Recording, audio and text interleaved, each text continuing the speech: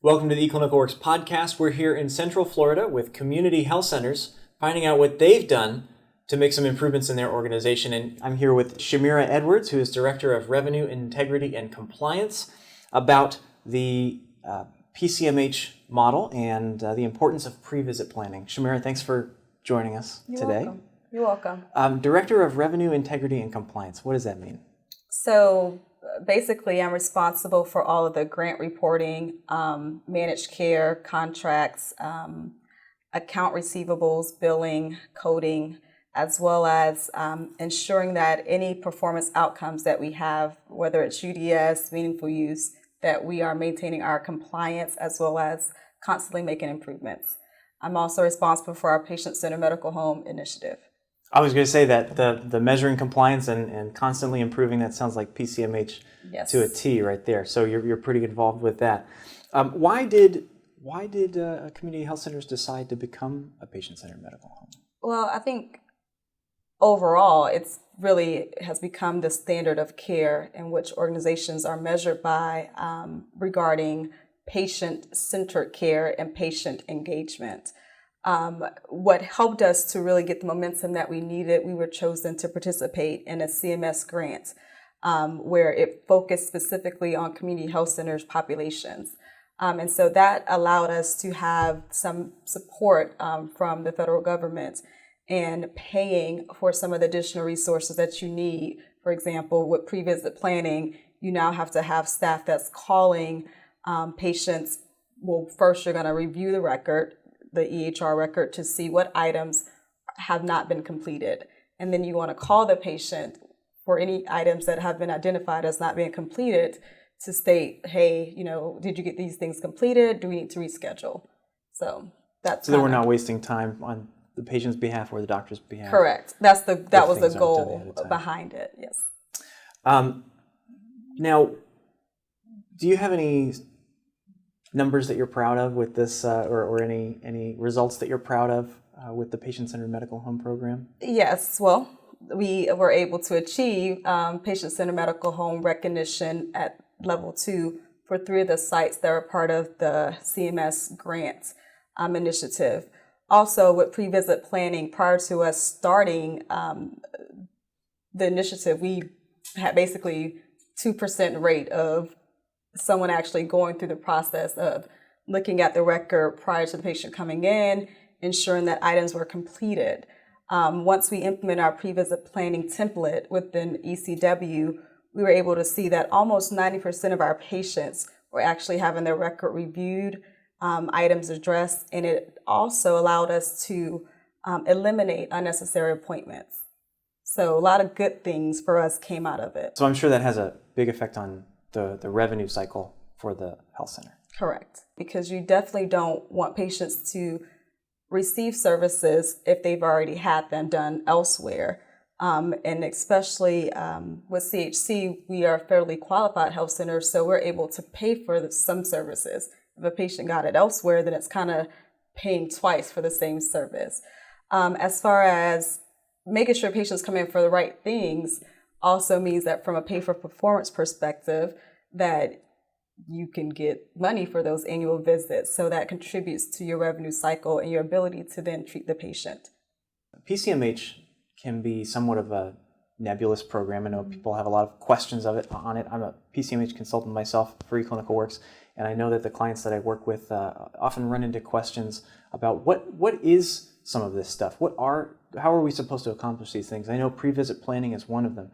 So why don't you give me an overview of what does pre-visit planning look like at community health centers?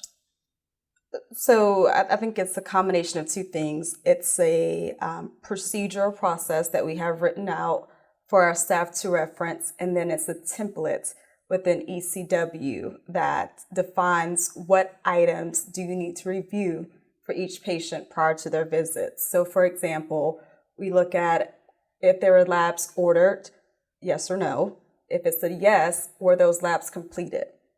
Were there imaging ordered, yes or no, et cetera, and so forth.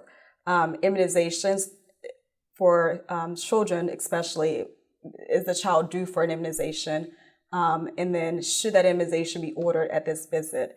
What it also allows for our staff to do is to utilize CDSS within eCW to identify any items that the patient may need and could potentially be performed at that visit. So that's kind of pre-visit planning in our world. And then if we identify that the patient has not completed anything, and then at that point, we're going to try to call that patient to either reschedule them or route them to get the referral or to get the lab done. We're going to talk a little bit more about those CDSS alerts in a second, because I do have a question about that. But I think one of the big questions that our clients have is, to what extent do we do the pre-visit planning? Are we doing the pre-visit planning on every single patient? Are we selecting a certain set of high-risk patients? How do you handle that here? That's actually a really great question, because when we first started off doing pre-visit planning, I knew that you really should only do it for your high risk and then the chronics that you've identified need to be enrolled in, like care coordination. So they have diabetes, hypertension, any chronic condition.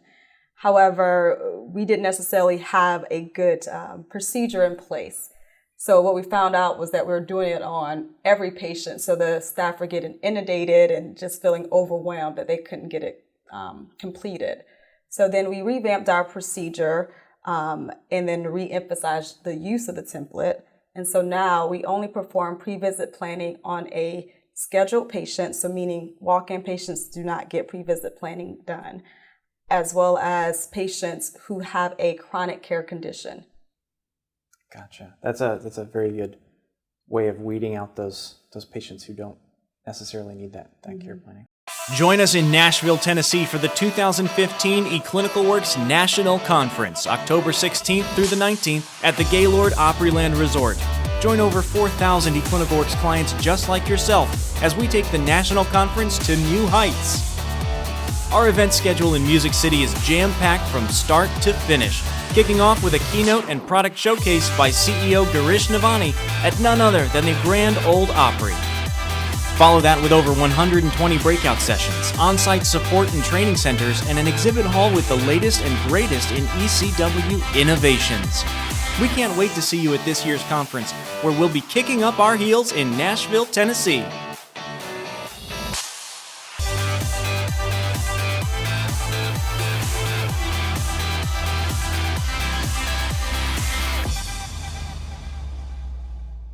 So you mentioned the CDSS alerts a moment ago, and of course the CDSS alerts, that's the list of things that the practice can set up or that are pre-built with the system to let you know whether a patient has or has not had a service already, like you said.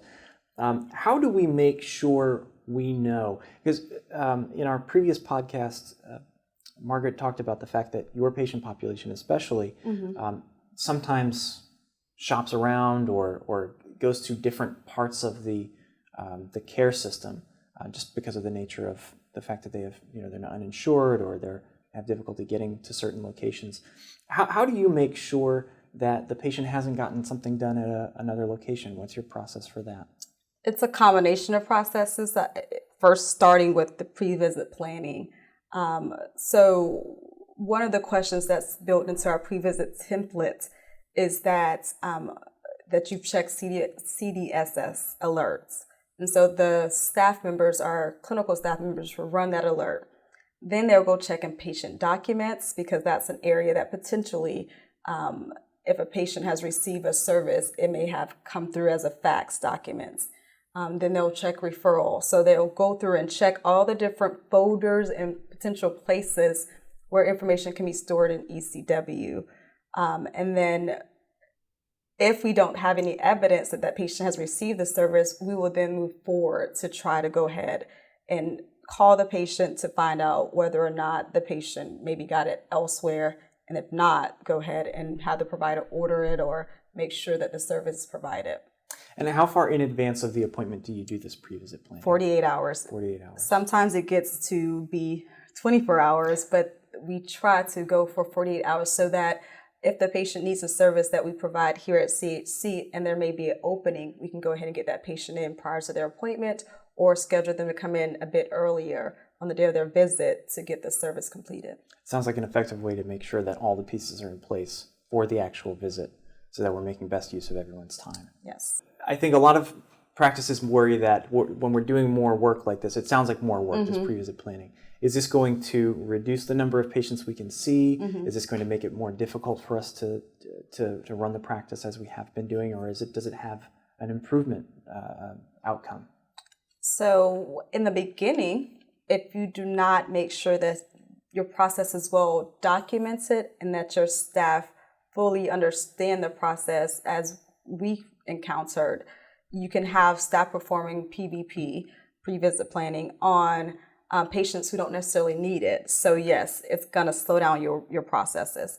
But once you get a clearly defined process and you make sure your staff understand who pre-visit planning should be done on, then what you see is that you're able to eliminate unnecessary appointments and you're able to make the visits more productive because you're trying to complete all services that are needed within that visit and not having the patient have to constantly come back for services that we could have possibly completed at the date of service or point of service. It sounds like you are potentially seeing slightly fewer visits, but those visits are much more effective. We have not seen a decrease in volume related to the implementation of pre-visit planning or any of the guidelines of patient-centered medical home. We have had our staff to say that it seems like they are being asked to do more work, but we have not seen a decrease in patient volumes. And what do patients think about this? Do they have any reactions to it? Do they notice? I don't think they actually notice. I will say through other grant initiatives that we have, the patients have stated that they realize that we're calling more and that we're utilizing better communication, I guess, because now we utilize e-messenger campaigns that help with the pre-visit planning process if necessary. We utilize identification of what the patient may need. So we're communicating better with the patient. But whether or not they'll say, they're a patient-centered medical home, I'm not quite sure, but some recognition, I believe. Sometimes things are working best when we don't notice. Yeah. Them, right? Well, thank you, Chimira. Thank you for all of your You're insights welcome. today. And stay tuned for more episodes of the eClinicalWorks podcast. This broadcast and its contents are the sole property of eClinicalWorks and are protected by federal law and international treaties. You are strictly prohibited from making a copy of, modification of, or form of rebroadcasting or re-encoding this broadcast without prior written permission from eClinicalWorks Public Relations, except as may be permitted by law. This broadcast is provided for informational purposes only. It is intended as a personal, non-commercial use. Product specifications are subject to change without notice. Please contact eClinicalWorks Public Relations with any questions. eClinicalWorks V10 EHR is ONC HIT 2014 edition certified as a complete EHR. eClinicalWorks V10 CC 2014 955447-1.